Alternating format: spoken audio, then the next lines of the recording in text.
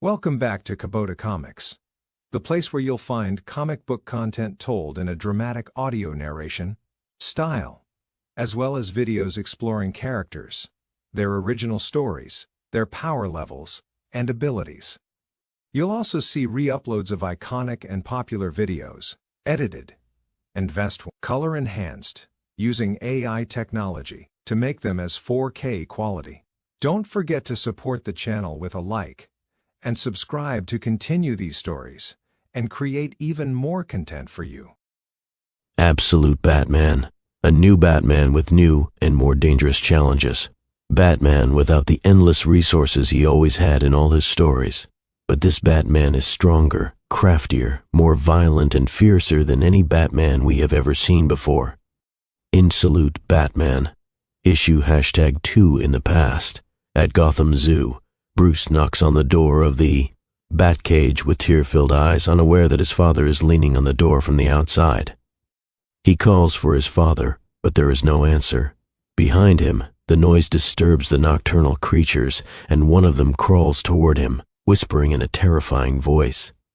The glass shatters as colonies of bats surge toward him as if fate had summoned them. Bruce screams as the darkness engulfs him. Meanwhile, Alfred continues to watch the party animals, who keep waging their war against Gotham without any clear purpose. As Batman continues his war on crime, he confronts the party animals at the Gotham Aquarium. He fights them savagely, and despite suffering multiple stabbings, he charges into the crowd, taking down many of them with brutal, devastating blows as if he were superhuman. He turns to see the gang members gathering around him. He shouts in fury and smashes the glass, flooding the entire room with water. Batman leaps and clings to the ceiling, while the party animals shout, "You've soaked us, but you can't stay up there forever." At that moment, Batman pulls a small sphere from his belt and tosses it into the water. Within moments, it transforms into a green whirlpool, releasing smoke. That sphere contained a formula that turns seawater into hydrochloric acid. Minutes later, the party animals rush outside, smoke rising from their clothes, and skin as they stumble straight into the waiting arms of the Gotham police. Batman, however, has already vanished, slipping into the tunnels beneath the city. Alfred watches all of this through the hacked surveillance cameras. Whenever he can, he follows Bruce, observing him from the shadows. He knows Batman has countless hideouts scattered across the city, places he retreats to as if they were caves. He remembers when the party animals once tracked Batman to his high perch. Just for a moment, Alfred considered warning the Dark Knight. But it quickly became clear Bruce needed no help. The explosion that followed was seen across the entire city. Alfred exhaled heavily as he continued to monitor the screens. In the army, one is taught the tactics of advance, retreat, and regroup. Yet Alfred had begun to believe that Batman knew nothing of retreat or regrouping. He was simply the embodiment of constant forward momentum, an unstoppable force that grinds down everything in its path. The next day, Mayor Gordon lies in his hospital bed while the television broadcast reports on the war between Batman and the party animals. Reporters turn their attention to former Mayor Hill, who has announced his campaign for re-election, declaring that crime has spiraled out of control under Gordon's administration. He insists that both the party animals and Batman are just the tip of the iceberg. Turn it off, Bullock. Gordon coughs, wincing as he props himself up on his pillow. Commissioner Bullock switches off the TV and mutters, "Of course, Jimmy. I thought you'd want to know what's happening." He shrugs, then fixes a furious glare on the latest images of Batman. "We need to catch him fast," Bullock growls, explaining that Batman's presence is pushing the party animals to escalate their violence in response to him.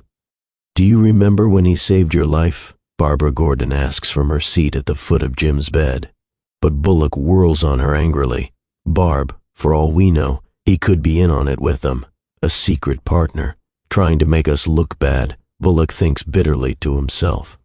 Suddenly the door opens and Martha Wayne enters, apologizing for the interruption. She greets Barbara with a warm embrace. The four of them talk briefly before Bullock and Barbara are called away on urgent business. The party animals are stirring chaos down at the city docks. Bullock sighs and motions for Barbara to follow him out of the room.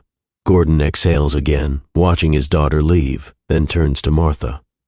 Bess, what kind of world have we given them, Martha? When we were their age, we were reckless. Yes, we thought we could change everything, but at least it felt possible. Martha walks to the window, opens it, and lights a cigarette. Well, I think they're going to be even crazier than we ever were, she says nonchalantly, taking a few slow drags. You sound just like Thomas, Gordon remarks. Martha's face softens with sorrow. I miss him, Jimmy. Strange as it may sound, I think he would have liked Batman. She admits this as she hands the cigarette over to Jim. He takes a few puffs before coughing harshly.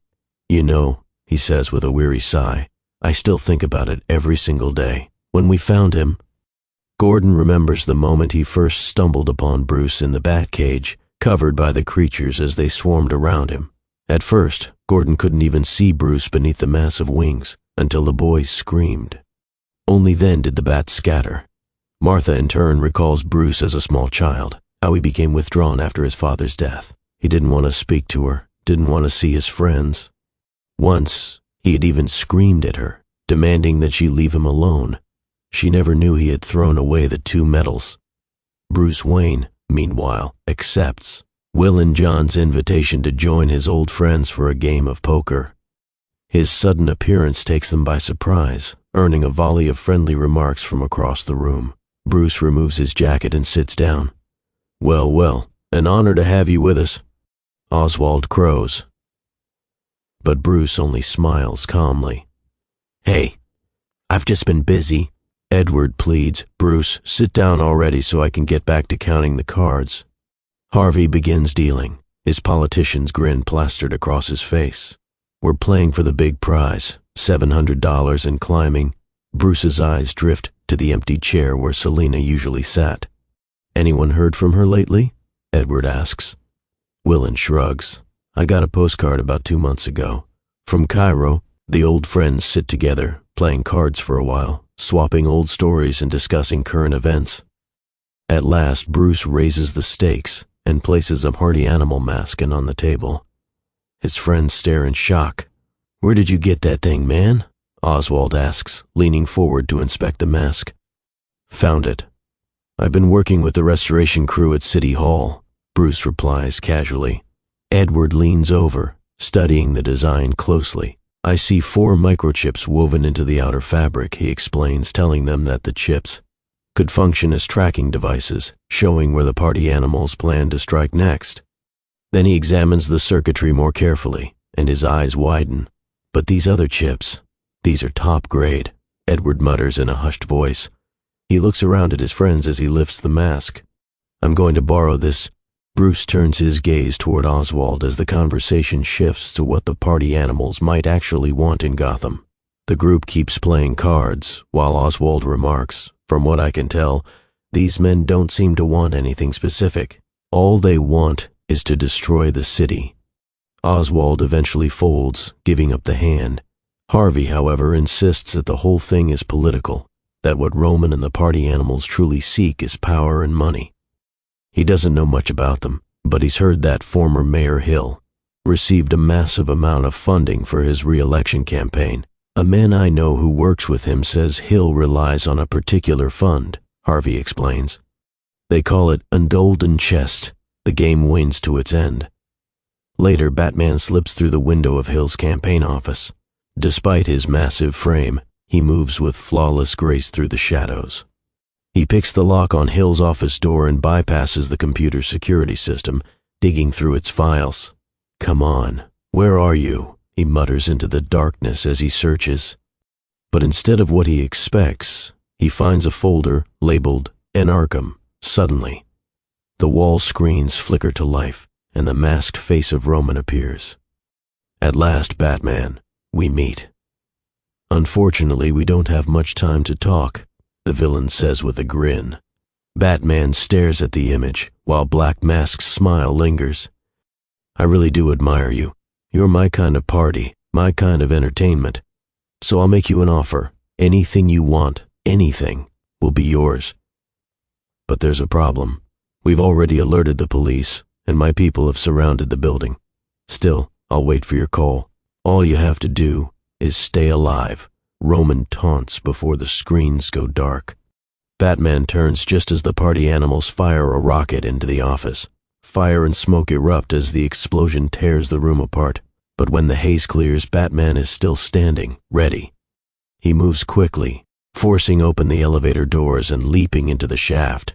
He drops down onto one of the cars, smashes open the maintenance hatch, and finds Alfred Pennyworth waiting for him. "Listen to what I'm about to tell you, boy," Alfred says as Batman drops down beside him. "You're a good detective, lad, but I've learned a few things about the party animals. They're not what they seem." He explains that they can actually help one another, if only given the chance. "Just let me explain." Batman studies him for a moment. 30 seconds, Batman whispers. Alfred nods. "Thank you. But first, we need to get out of here. I've got a car hidden out back, unless you've already got one." Batman shakes his head, presses a few hidden controls, then growls through clenched teeth, "You're standing in it." Suddenly, the elevator car lurches forward. Outside, the police are stunned when a massive, bat-shaped garbage truck smashes through the wall, tearing across their vehicles with unstoppable force. In the past, young Bruce sits crying on his bed until a voice calls to him from the window. "Lose something?" a girl asks. Bruce lifts his head in shock to see Selina perched on the sill, smiling. She beckons for him to follow. "Come on, you're coming with me." And so we reach the conclusion of Absolute Batman, issue #2 a journey filled with mystery and awe. But the story is far from over. Secrets remain to be uncovered. Challenges still lie ahead. If you've enjoyed this tale, don't forget to support with a like and subscribe to stay up to date on every new adventure of the Dark Knight. Share your thoughts and predictions in the comments. What do you think will happen in the upcoming issues? How will Batman continue his journey in this strange, shadow-filled world? See you next time in Chewis issue 3, where we follow the story further and uncover even more of Gotham's darkest mysteries.